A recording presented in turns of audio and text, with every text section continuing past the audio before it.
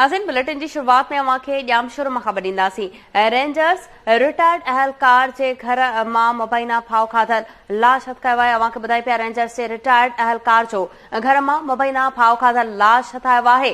RB colony में retired अहलकार 55 वरनि जे मोहम्मद अशरफ जट जो घर मां फाव खाधल लाश मिलियो आहे।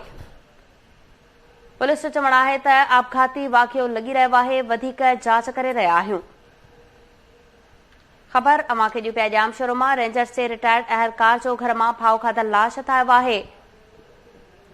पुलिस जो चवणु आहे वाक़ियो आपघाती लॻी रहियो आहे, वधीक जांच करे रहिया आहियूं।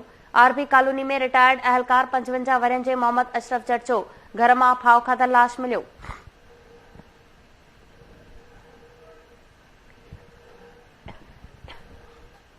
खबर अवांखे ॾियूं पिया ॼामशुर मां। रेंजर्स जे रिटायर्ड अहलकार जो घर मां मुबैना फाव खाधल लाश हथायो आहे।